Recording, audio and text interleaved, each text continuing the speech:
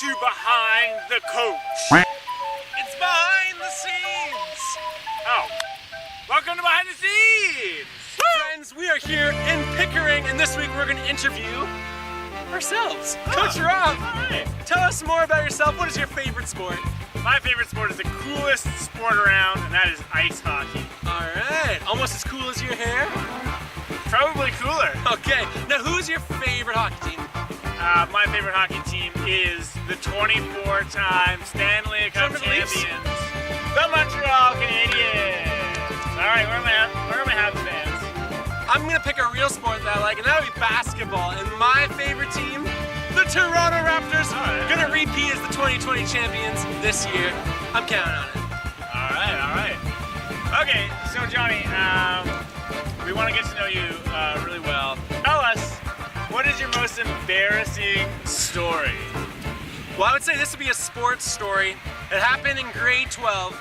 I was at youth group trying to impress some friends, and we're playing volleyball, and my one friend, he sent me the ball, and I jumped up, and I just hit it as hard as I could. But there was a girl walking on the court, not even paying attention, boom! It hit her in the face, and she went down, and I felt so bad. I didn't impress anyone, I just looked really, really bad, and I felt really bad, and it was really awkward. Oh boy. But Rob, let's get to some real juicy stuff. Tell us your most embarrassing story. Oh, I have many. I'll tell you one though. I'll let you inside the Rob vault. Right on, right in here.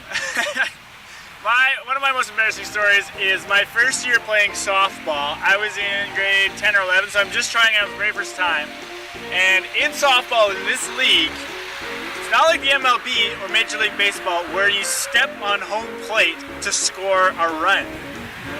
In order so you don't crash into home plate into the catcher as the ball's being thrown in, you have to actually cross over a line just to the side of it. So, what do you know? I'm getting my personal stats up. I get on base.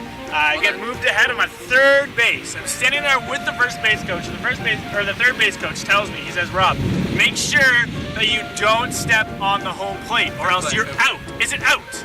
Okay? And so, okay, sounds good.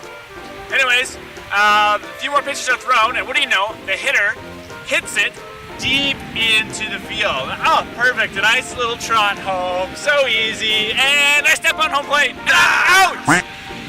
So that was very embarrassing, but not only did that happen at that time, but later on in the game, same situation. I'm on third base. Third base coach says, make sure you don't step on home plate like last time. Yeah, coach, I got it. I'm not going to make the same mistake twice. And what happens? Ball is hit deep, and I'm trotting home, and I step on the home plate again. I'm out. 2 times. So, needless to say, that has never happened since, but it was quite embarrassing. Crazy story, Coach Rob. You know what? We all love being on sports teams, but we both know that the best team to be on is Jesus' team. Amen. Tell us why that is so important to you. Yeah, well, it's really important to be on Coach Jesus' team for me personally. For one reason specifically, it says in the book of 1 Corinthians, it says, all things are permissible, but not all things are beneficial. And so essentially what that means is we can do whatever we want, right? We have free will. But not all of those things are beneficial. If we eat 12 cookies a day for 3 months straight, we're gonna get pretty tubby, right? So it's not necessarily the most beneficial thing for us. And the same thing applies to what Jesus tells us, what Coach Jesus tells us when we're on his team. Essentially what he's saying is, you can do whatever you want in life, but if you follow my commands, if you follow what it says in God's game plan, then you will have what is most beneficial. And what Jesus wants is the most beneficial. So true. Johnny, what about you? Why do you find it beneficial to be on Coach Jesus' team? Well, when I was a young lad, I joined Jesus' team at a very young age. But throughout life, I started to see that Jesus wasn't my number one. He wasn't my first. Actually, sports became my number one. And I really, get rid of that. Sports became everything to me, and so much so that I was looking to sports to try to fulfill something in my life that it really can't fulfill. Even when I won, I wasn't satisfied because wins come and go, medals come and go.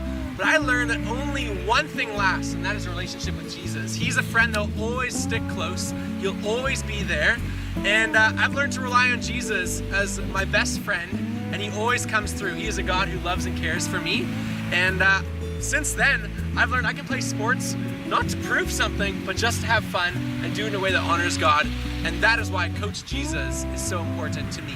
He allows me to play in freedom and allows me to do life in freedom as well. Well, there you have it, friends. Now you know a little bit more behind the coach. I mean, scenes. With Coach Rob and Coach Johnny. Thanks for joining us today, and we will see you next time on the Coach's Challenge.